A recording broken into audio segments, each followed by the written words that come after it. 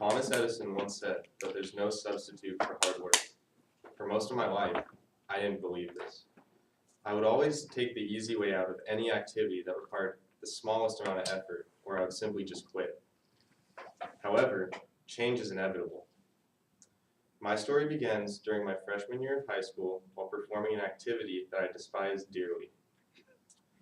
As Victoria said in her introductory speech, I've been playing trumpet since I was 10 years old. Until the end of 8th grade, this was an activity that required little effort. You're just sitting there, you're looking at the music, that's it. At the end of 8th grade, I attended a recruitment meeting for a high school marching band.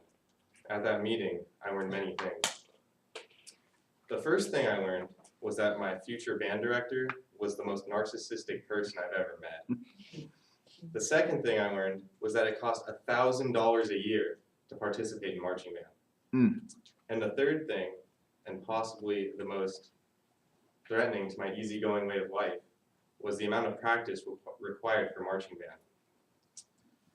I went home that night with serious considerations about quitting trumpet. But as many of you probably know, our parents had a lot of influence on the decisions we made when we were younger. So I decided completely on my own to join the West Ranch High School marching band.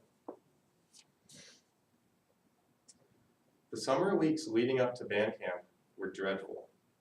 Every moment of every day, I would be thinking about what was coming, the new people I would meet, the new school that I'd have to attend, and the new activity that I've never done before.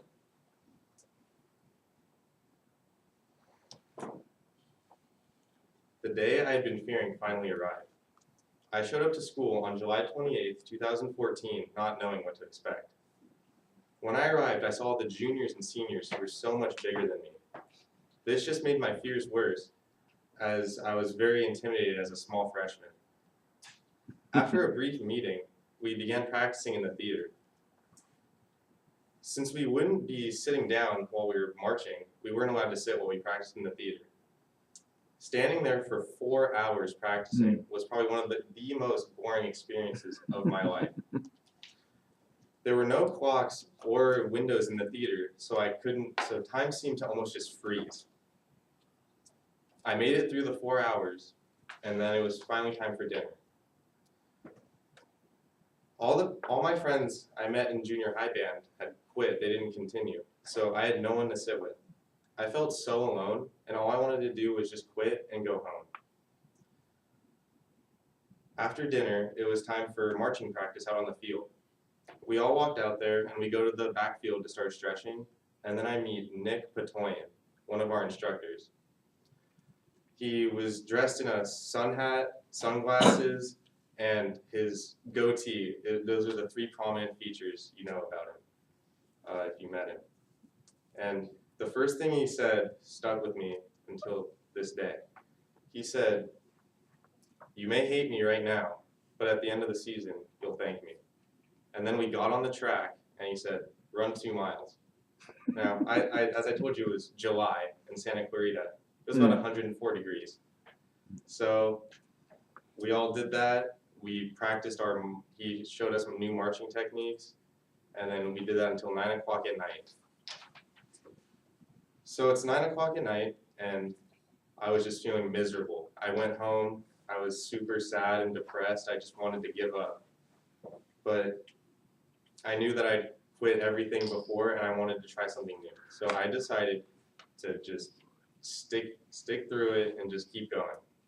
So for the next 2 weeks of 12-hour days, I marched in the 100-degree heat, I practiced all day, and I memorized the entire halftime show. After band camp was over, I could barely walk. My feet were so sore from all the walking and marching that I've done for the past 2 weeks, but I made it through. And that was the hardest part of the season.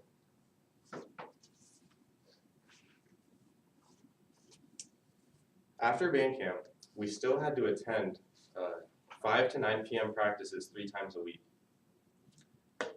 These were a bit rough, but it got better. We started progressing on our show entitled Swan Lake, and we're making good progress. Soon, I even started to make a bunch of friends, many of which I'm still close with to this day. Soon after that, we had to perform at our first football game. I was extremely nervous about this because I feared making a mistake in front of everybody out on the field, in front of all the kids at my school and everyone that I knew. So halfway through the show, we're playing, we're trying our best, it's our first show, so we're all not perfected yet. I forget my next drill move, where to go. I just panicked, I froze, but I followed my fellow trumpet players and I made it through, and I was just happy about that. But some of the other freshmen weren't as lucky. Some people tripped and fell, and others were in the completely wrong spot on the field, like 5 yards off, probably, which is a big deal if you know marching band. So we made it through that. And then a few more competitions, football games later, several weeks, we made it to the 4A Division Championship. We went out on that field and we tried our absolute best. That performance was probably the best we did all year long. And for it, we earned second place.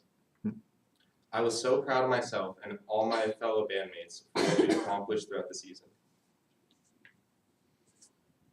After signing up for band, surviving band camp, and doing well at all the competitions, I felt like I'd become a completely different person. Marching band taught me the importance of perseverance and hard work. I apply all my experiences I've learned from marching band to my everyday life. At times when I think that it may be easier to just quit, I remember being out on that field in the hot, blazing sun and still trying my best. Now, I know that there truly is no substitute for hard work. Thank you. Okay.